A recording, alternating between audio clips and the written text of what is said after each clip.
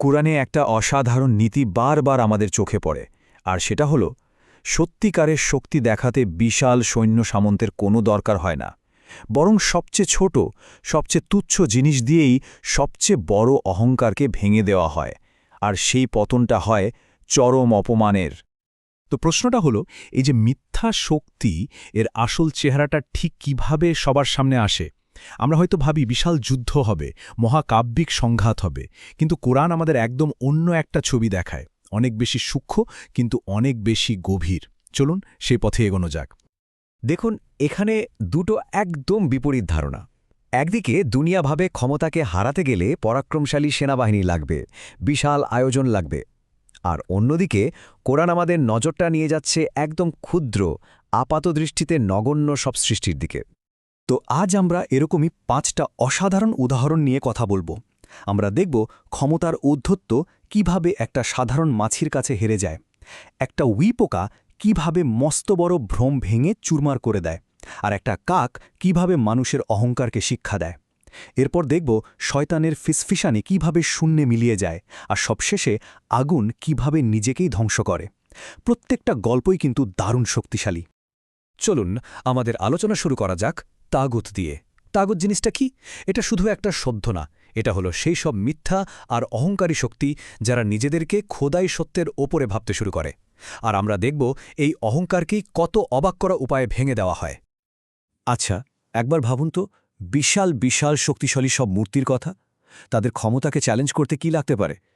কুরআনের উত্তরটা কিন্তু অবাক করার মতো। একটা মামুলি মাছি, হ্যাঁ একটা মাছি, আর এই ছোট্ট প্রাণীটা শুধু যে মূর্তিদের দুর্বলতা দেখিয়ে দেয় তাই না, এটা শয়তানের কাজেরও একটা দারুণ রূপক। কুরআনের এই আয়াতটা দেখুন, কি যে শক্তিশালী। এখানে মিথ্যা উপাস্যদের চূড়ান্ত অক্ষমতা তুলে ধরা হচ্ছে। মানে তারা এতটাই অসহায় যে সবাই মিলেও একটা মাছি বানাতে পারবে না। আর এখানেই শেষ না, যদি একটা তুচ্ছ মাছি তাদের কাছ থেকে কিছু ছিনিয়ে নিয়ে যায়, সেটাও তারা ফেরত আনতে পারবে না। ভাবা যায় কি ভয়ঙ্কর একটা অপমান। তো এই মাছির রূপকটা আসলে কি বলছে? বলছে যে শয়তানও ঠিক এই মাছির মতোই।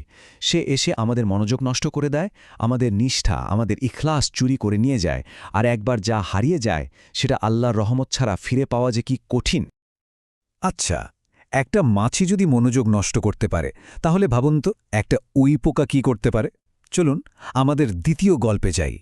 এখানে আমরা দেখব কিভাবে এই ছোট্ট নিঃশব্দ একটা পোকা একাই একটা বিশাল রাজ্যের ক্ষমতার ভ্রমকে একদম গুড়িয়ে দিয়েছিল। এখানে ঘটনাটা নবী সোলাইমান আলাইহিকে নিয়ে। এক অবিশ্বাস্য মুহূর্ত।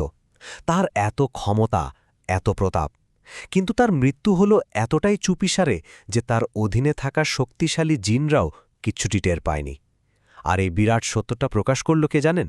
একটা ছোট্ট উইপোকা, যেটা কিনা নীরবে তার লাঠিটা খেয়ে ফেলছিল। তার মানে কি দাঁড়ালো? একটা সামান্য উইপোকা জিনদের ক্ষমতার যে বিশাল ভ্রম ছিল সেটাকে চুরমার করে দিল। এটা আমাদের কোরআনের আরেকটা গভীর সত্য মনে করিয়ে দেয়, তাই না? যে সত্য ছাড়া যত বড়ই শক্তি হোক না কেন, সেটা ঝড়ের মুখে উড়ে যাওয়া ছাইয়ের মতোই। দেখতে হয়তো অনেক কিছু, কিন্তু আসলে একদম মূল্যহীন। এবার আসা যাক আমাদের ৩ নম্বর উদাহরণে। এটা কাবিলের গল্প। দুনিয়ার প্রথম হত্যাকাণ্ডের পর কিভাবে একটা প্রাণী তার অহংকারকে একেবারে মাটিতে মিশিয়ে দিয়েছিল, সেটাই আমরা দেখব। দৃশ্যটা একবার কল্পনা করুন, কি ভয়ঙ্কর আর মর্মান্তিক। আল্লাহ একটা কাক পাঠালেন, কেন? কাবিলকে শেখানোর জন্য, যে কিনা নিজের ভাইকে খুন করেছে। তাকে শেখাতে হবে কিভাবে ভাইয়ের লাশটা লুকোতে হয়। ভাবুন তো একবার, হিংসা আর অহংকারে অন্ধ একটা মানুষের শিক্ষক হয়ে এলো একটা সাধারণ কাক। এর চেয়ে বড় অপমান আর কি হতে পারে? এটা তো চরম অপমানের একটা মুহূর্ত। কাবিলের এত অহংকার, সেটা একটা পশুর সাধারণ প্রবৃত্তির কাছে হেরে গেল। মানে সম্মানের সবচেয়ে প্রাথমিক একটা কাজ, সেটাও তাকে শিখতে হলো এমন একটা প্রাণীর কাছ থেকে যাকে সে হয়তো পাত্তাই দিত না।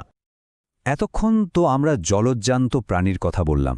এবার চলুন একটু অন্যরকম, আরও সূক্ষ্ম একটা জিনিসের দিকে যাই। আমরা দেখব শয়তানের প্রভাব কিভাবে একটা হালকা ফিসফিসানি থেকে শুরু হয়ে শেষে একেবারে শূন্যে মিলিয়ে যায়।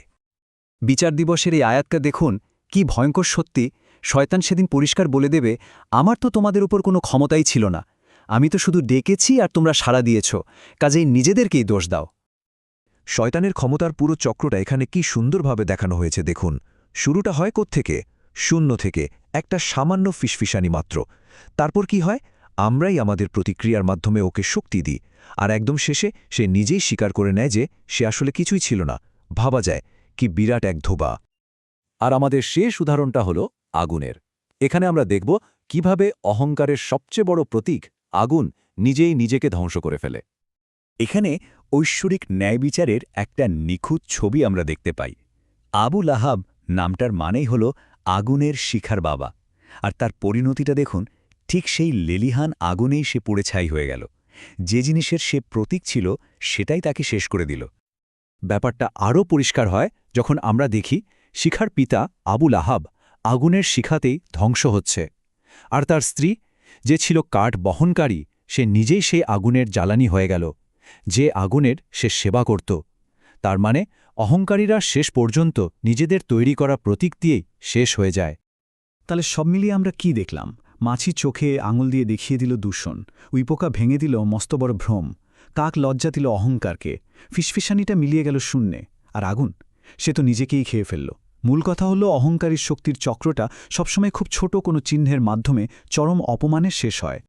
তো শেষে একটা প্রশ্ন নিয়ে ভাবা যাক, আজকের দুনিয়ায় ক্ষমতার এমন কোন কোন ভ্রম আছে যেগুলো হয়তো খুব ছোট আর ঠুনকো জিনিসের উপর দাঁড়িয়ে আছে?